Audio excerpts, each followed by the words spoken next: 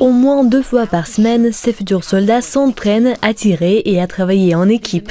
Ces contractants américains se préparent à partir combattre loin de chez eux contre l'État islamique. Leurs victimes sont des enfants et des civils innocents, et ils affirment qu'ils le font au nom de l'islam. Mais cela ne marche pas comme ça, il y a toujours quelqu'un de plus grand et de plus méchant, et dès maintenant ce sera nous, ce plus grand et plus méchant. Suleiman Youssef, un expert en arts martiaux et instruction d'armes, partira avec ses hommes aux Philippines.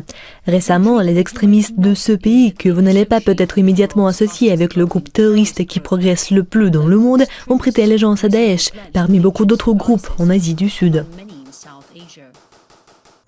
Si les États-Unis n'ont pas d'intérêt dans un pays particulier, on ne va pas en parler à la télé. Mais si on n'a pas d'intérêt dans ce pays, cela ne veut pas dire qu'il ne faut pas l'aider. Ces hommes ne sont pas des militaires, c'est une mission de sécurité privée avec un but purement défensif qui déploie ses activités là où, selon eux, le gouvernement américain n'a pas pu le faire. Les États-Unis viennent de tuer un homme important, le responsable du pétrole chez Daesh. Donc si vous regardez de plus près, ils travaillent pour accéder à ceux qui sont proches de l'argent. Ils chassent les hommes importants. Est-ce que quelqu'un se soucie de tous ces civils, de ces gens ordinaires, des enfants? Pas comme on le ferait aux États-Unis. Interrogés sur l'identité de celui qui finance leur mission, ils se sont contentés d'indiquer qu'ils étaient très bien payés.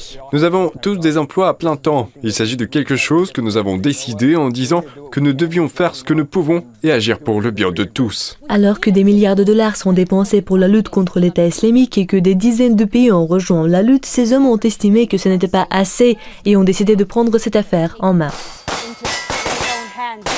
Marie Knoshner, RT, South Florida, USA.